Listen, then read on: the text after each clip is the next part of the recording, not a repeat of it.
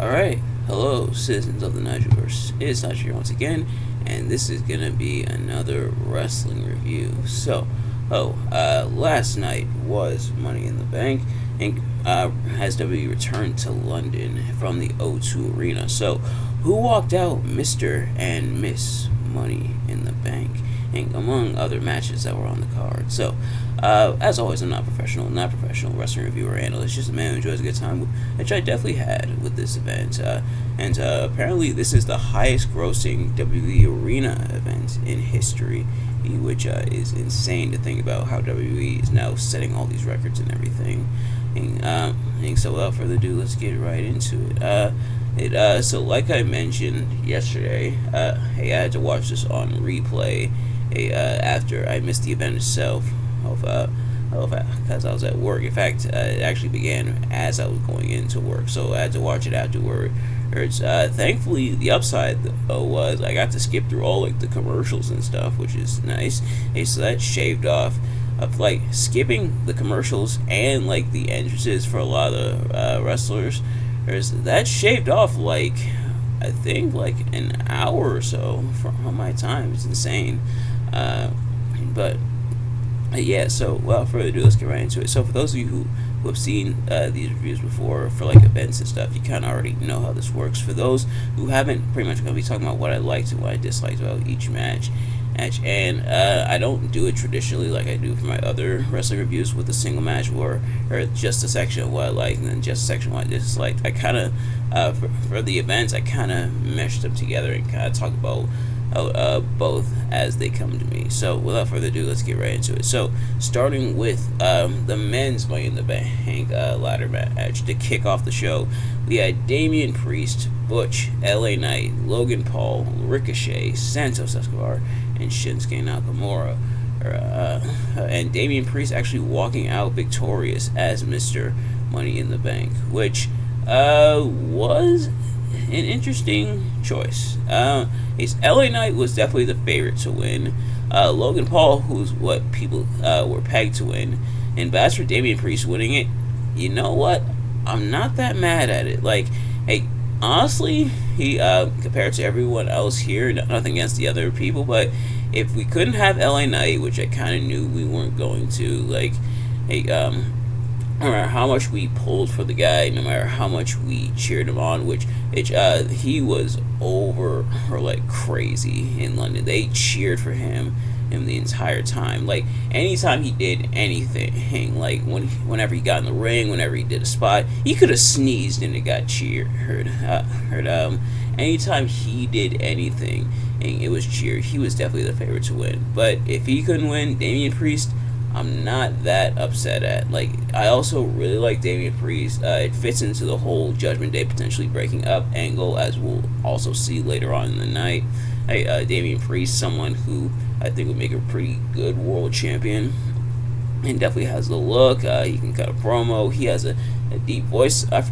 Someone on YouTube who in like one of the YouTube comments said he has the manliest voice, which he honestly does. It's like Damian Priest's voice is a very manly voice, but he's decent at promos. He's pretty good in the ring. So him being Mr. Money in the Bank, I wanted it to be LA Knight. Everybody wanted it to be LA Knight, but Damian Priest, I'm not that upset at. As long as it wasn't Logan Paul, because apparently Logan Paul was like apparently one of the major favorites going in, at least from the back, from the higher ups, the booking, I should say.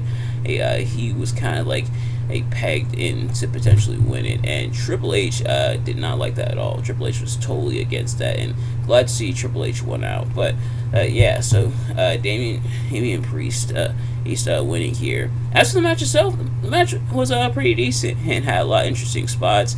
It's a scary spot too, but it had some interesting spots. It's the traditional ladder spot, as people going through ladder and stuff like that. But the scary spot I'm referring to is when Ricochet does like a Spanish fly off the ropes with Logan Paul after they went tumbling off the ladder, or then Ricochet did the Spanish Fly onto Logan Paul through the two tables that were set up by Logan Paul and Damian Priest, which Logan Paul, Dominic Mysterio, I think he has some competition because Logan Paul. Remember how I mentioned LA Knight was cheered for everything he did? Logan Paul was booed for everything that he did. Like, the people of London did not like Logan Paul at all. I don't necessarily. I think I could probably take a guess, and that was that by this time news had broke that he was the potential favorite. So the people were like, no. So they booed everything he did. But man, for that night, he was essentially the most hated man in London. But nevertheless, as Ricochet delivering a Spanish Fly to Logan Paul, it went okay, but it didn't go as well. When Ricochet did the Spanish Fly through the tables, one of the tables gave way, the other didn't, and Ricochet smacked his head at the top of his head on the table, and I think Logan Paul hit his face on the table. It was a bit of an ugly landing, like the table not giving way, which it's sadly not the first time, and I know it won't be the last that the table doesn't break. Hey, hashtag I am the table, but man, it looked really scary. I hope they're okay. Hey, as soon as that happened, my body shook. I was like, oh no, that's not good. That's not good. But there was some other cool spots, such as Logan Paul delivering a frog splash to I believe it was Shinsuke Nakamura, or it might have been Butch. And Butch doing a whole moonsault off the ladder, and then WWE just to rub salt in the wound, who LA Knight was for a time the only man in the ring, and as he was climbing the briefcase, he even unhooked it. It even hooked the undid the hook, but didn't grab the briefcase off the hook. And then Damian Priest swoops in and takes it. So WWE, they definitely knew LA Knight was the favorite, but I decided to go with Damian Priest anyway. And then afterwards, in the press conference after the show, Triple H said that LA Knight's time will come, that they felt it wasn't the right decision to have him win, and that and pretty much something along the lines of it wasn't the right time. LA Knight, he may have to wait. He might not have won Money in the Bank, but he will win something later on. Didn't he say the same thing about Cody after Mania? But nevertheless, that's that. Like I said, Damian Priest, I'm not that upset over. Or if it was Logan Paul, I think even the UK crowd would have rioted. But Damian Priest, I can live with that. So congratulations to Damian Priest on winning it, and we'll see how that plays into later on. Then the next was the Women's Tag Team Championships, as Liv Morgan and Raquel Rodriguez battled Ronda Rousey and Shayna Baszler, the champions. Rousey and Baszler defended the titles, and Liv Morgan and Raquel Rodriguez has won the titles after Shayna Baszler turned on Ronda Rousey. They were having the match and everything, and Shayna Baszler turned on Ronda Rousey. He imagine the reason will probably be explained either on Raw or SmackDown. But I think the excuse they might go with is that Rousey tagged herself in at that point, which tagging themselves in, nothing new, but nonetheless Baszler turned on Ronda, attacked her, locked her in the sleeper, aka the Kirifuda clutch, and then Rousey was out. Then after that, Morgan and Rodriguez picked up the win from there. So congrats to the new champions, and I wonder how this dynamic will play out now. I imagine it'll probably be Ronda Rousey versus Shayna Baszler at SummerSlam. And a lot of stuff may or may not set up for SummerSlam here as we see on the show, as we'll get into. But next up was Gunther defending the Intercontinental Championship against Matt Riddle and actually picking up the win. And this was a pretty decent match for the most part. The main story is Matt Riddle's ankle, which was attacked by Imperium after Matt Riddle broke Giovanni Vinci's ankle. But but Matt Riddle having to fight with the ankle. And Matt Riddle actually getting a decent amount of offense in. And obviously you knew Gunther was going to win, but Matt Riddle getting some offense in, even lifting Gunther at one point. But Gunther ultimately snuffed it out. Began unraveling the tape surrounding the ankle, because the ankle was taped up and everything. And Gunther attacked it, hit, and eventually he locked in a submission, and Matt Riddle was forced to tap out. I believe it was a type of ankle lock, or it might have been a knee bar. I forget exactly which one, but Matt Riddle forced to tap. Shortest match of the night, if you can believe it, at only 7 minutes 45 seconds. But still, short but sweet heat. Matt Riddle got some offense in. Gunther got the majority of the offense in, and the story playing into the ankle. So they kind of tried to present the story of, if Matt Riddle's ankle hadn't been like injured or anything, would things have been different? But the major thing is Drew McIntyre's back. So Drew McIntyre returned and showed up, and the crowd definitely popped for him being there. Showed up, attacked Gunther. So now Drew McIntyre is back, and he's back on the hunt for the Intercontinental Championship. So I imagine it'll likely be Gunther versus Drew McIntyre at SummerSlam for the Intercontinental Championship. Yes, please. He's hashtag big meaty men smacking meat. Seeing how Drew McIntyre did against Sheamus, and then seeing how Sheamus did against Gunther, and then seeing how Gunther did against Drew McIntyre and Sheamus, and talking about like matches in the past and stuff. Yes, I am ready for this match. Run it back, please and thank you. I'm excited for that one. Not just because I like Gunther and I like Drew McIntyre, but I know this match, there's going to be some hard hits. Let's go. But yeah, so congratulations to Gunther on retaining. And I think Gunther is almost there when it comes to breaking the record of the Honky Tonk Man in terms of the Intercontinental Championship. I'm going to look it up. Meanwhile, about to tell you about the next match as I look it up, and that is Cody Rhodes. Rhodes battling Dominic Mysterio and picking up the win. And this match was pretty decent. Nothing really on the line except, I guess, personal pride.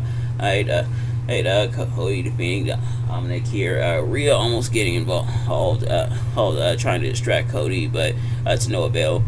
Funny moment when Dominic tried running away, and then brought back in by Cody. Cody's like, nope, you get back in here. All right. So it looks like looks like Gunther still has a bit of a ways to go. To beat the Honky Tonk Man, but I know he will eventually. But Cody bringing Dominic back in, and at least he didn't do the awkward walk like he did at Elimination Chamber, or not Elimination Chamber, or Backlash, I should say. At least he didn't do that awkward walk, but brought him back in, beat Dominic Mysterio. So congrats to Cody on the win, and no Brock Lesnar interference, which is a bit surprising, but I imagine they'll probably set up for that tomorrow on Raw. Then next up was the win. But first, before we talk about that, John Cena, baby. So John Cena showed up, surprised everyone in the London crowd out, and talked about something that is very interesting, and that being having WrestleMania in London, England, which I'm surprised they haven't done yet. But John Cena, you could tell, definitely vouching for that, cutting the promo, interrupted by Grayson Waller, who suggested WrestleMania in Australia, which honestly, even though Grayson Waller is supposed to be the heel and everything, and saying that to oppose the UK, WrestleMania in Australia would be pretty cool as well. Having WrestleMania in different countries would be really interesting and awesome to see. Expanding into the global audience and stuff like that.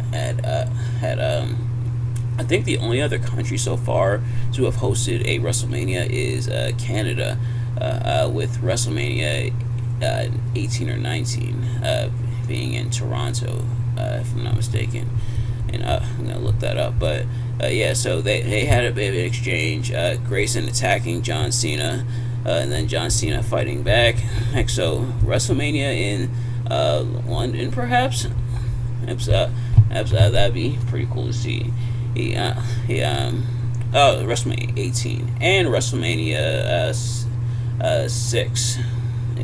So WrestleMania 6 and WrestleMania 18, it being two WrestleManias in Canada, which is pretty cool. But yeah, right now WrestleMania in London, like the crowd was definitely on fire, and it grossed a lot of money here tonight. So hopefully this is like kind of the litmus test for a WrestleMania in London. And you already did Money in the Bank here, which Money in the Bank is considered one of the big 5 pay-per-views now.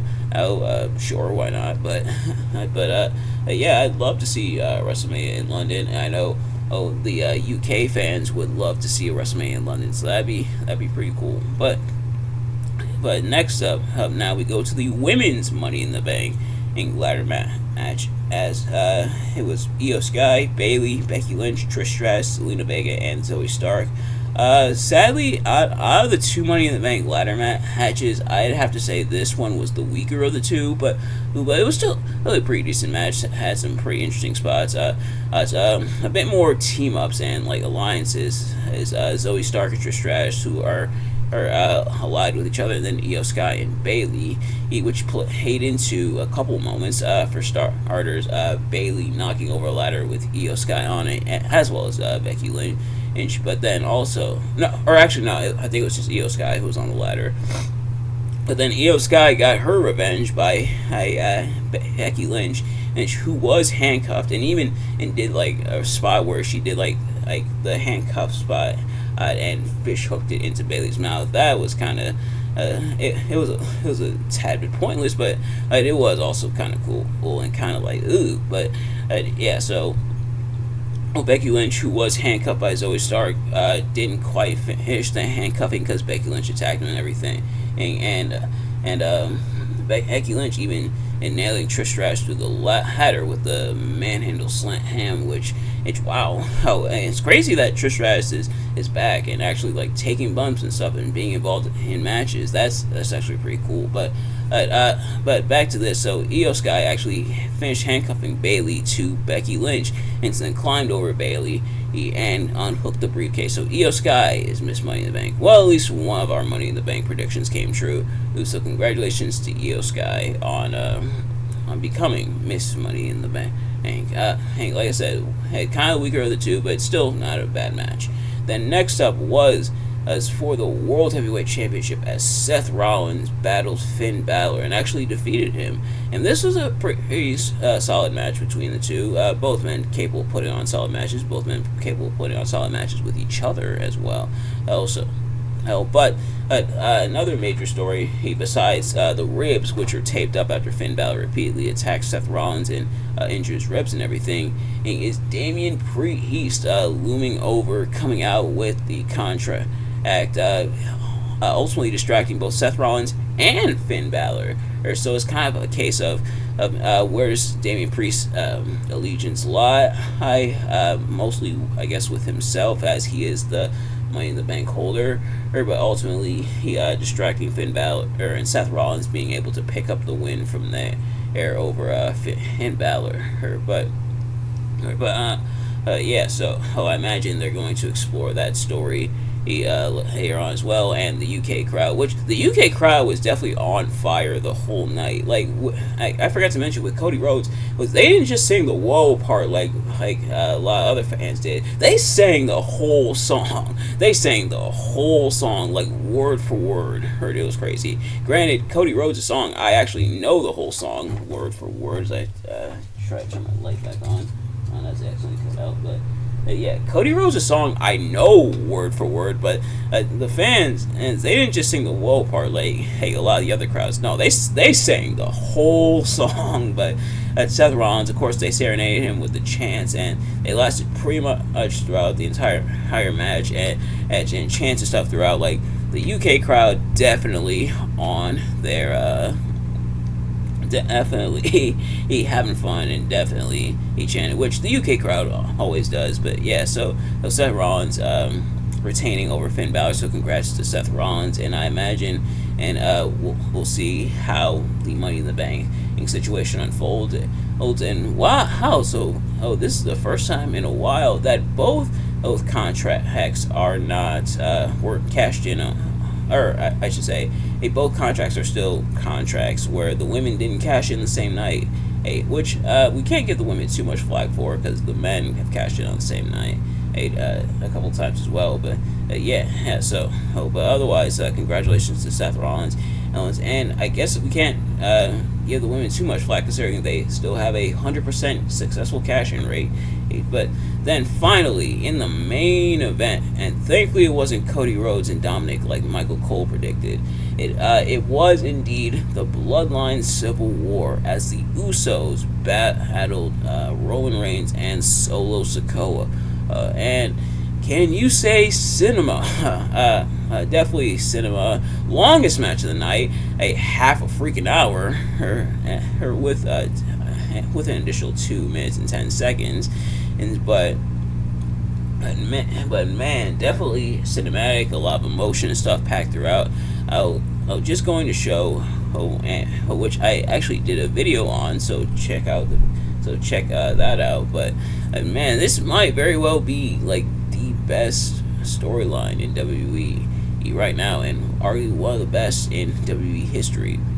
Is the Bloodline, and I think this match exemplified it with the Usos knowing the Bloodline so well, aka Roman and Solo. Solo showing his dedication to the tribal chief, Roman Reigns doing his continued antics, but some of them backfiring, such as when he tried to stack the Usos on top of each other, and that didn't work out, similar to how Roman did with Edge and Daniel Bryan, but this time it didn't work out. The Usos delivering a double spear of all things, and super kicks galore, or super kick party. I'm sorry, but so all that stuff, all good stuff, and we see Roman, and of course deferring with the wise man, the wise counsel, the special counsel Paul Heyman, and as well, why is Paul Heyman still walking around with the 3 belts? Wasn't the whole point of this championship so that Roman didn't have 2 belts, he just had the 1? So Roman doing his traditional taunting and stuff, but this time it came back to haunt him, and eventually Jey Uso actually pinning Roman Reigns. Yes, Roman Reigns ate the pin. The first time he's been pinned since TLC of 2019, which is insane to think about. But Jey Uso pinning Roman Reigns, and I mentioned this in my prediction, and I predicted this probably wouldn't have happened because I felt the pin would happen when Roman lost the title, but I am glad I was wrong because this was done perfectly. Jey Uso, someone who's been there since the beginning, faced Roman, and like Roman's first real challenger as Universal Champion, and aligned with Roman Reigns, and conflicted when someone went against the Tribal Chief. Even when his own brother and his former friend and Sami Zayn, and everything coming back, spiraling back around, leading to Jey eventually defecting against Roman and Jimmy as well. And then Jey picking up the win, the pinfall win over Roman, showing that even though Roman didn't, and I mentioned this in my prediction video, and the Plane Ride from Hell video, the System Shock Radio episode 110 yesterday, so if you haven't already, go check that out. But I mentioned this, how it comes across the idea that, hey, Roman may not have lost the title, because the championship obviously wasn't on the line, but Roman can be beaten. And Roman's not invincible. He's not Superman. And Michael Cole put it over perfectly on commentary, saying that Roman is human and that he can be beaten. And Jey Uso proved that leading into Jey versus Roman and at SummerSlam, if that is the goal. Also, so far it's setting up nicely. But yeah, so Yeah, so the Usos picking up the win, exorcising the demons of the bloodline.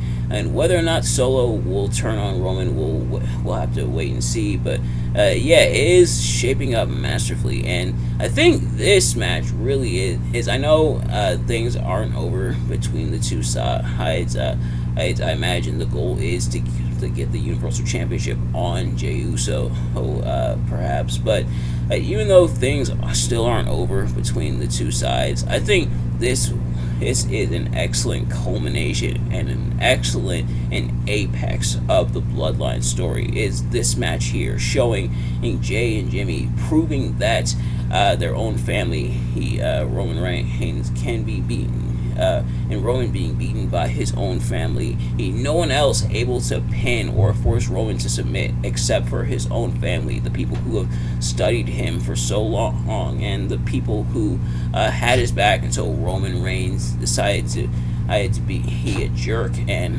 cast them out. It all culminating here. I think that is perfectly and masterfully well done, and it's something where it definitely elicits the right response, where the Usos are the conquering heroes, finally putting Roman in his place, finally humbling Roman, and the crowd in London popped for it crazy. They were excited, like it was definitely an excitement, like yes, and you could definitely feel the tension as the super kicks happened, then the splash, and then Jey picking up the win. All of that perfectly and masterfully done. Fantastic stuff. Like I said, absolute pure cinema. Admittedly, the match did take a little bit to get going, and that's something. It's something I've kind of noticed with Roman matches as of late, but I really noticed it here. It takes a while to get going. Roman has to get a lot of his pantomime and shtick in, but when it starts going, it goes hard, which is why I think Roman is able to get away with it. Roman, the Bloodline, and the Usos essentially had a half-hour match, which had the longest match of the night, and got away with it. So props to them, but yeah, so that I think is going to do it for my review of Money in the Bank. What a show! A whole lot going on, a whole lot of good stuff. If I had to pick the strongest and weakest match of the night, for the strongest, I think for the strongest, I might have to go the main event. Honestly, yeah, I thought about maybe the Money in the Bank, the men's Money in the Bank ladder match, but I think in terms of like emotion and stuff, I might have to go. Honestly, I might go both. But the opening match, just for some of like the ladder match craziness and stuff, and a lot of the cool spots and stuff like that. But the main event as well, for its pure emotion and pure cinematic storytelling, and really, really good stuff. In terms of the weakest, is maybe either the women's tag team match or maybe Cody versus Dom. Not really necessarily bad match. It's just not really. I didn't feel as good as like the other matches on the card. But nevertheless, that is gonna do it for this review. Thank you all so much for watching. I hope you enjoyed. What an event! And if you did enjoy, please do me a favor: like, comment, subscribe, share it with your friends, turn on post notifications so you know every time I upload a video, so you can see as soon as it drops. Let me know in the comments below your thoughts on the event and my review of the event. Did you dislike Money in the Bank? Did you dislike my review of Money in the Bank? And do you want to see WrestleMania in London or another country? I think that'd be really cool to see. But thank you all so much for watching, and I will see you guys later. Peace.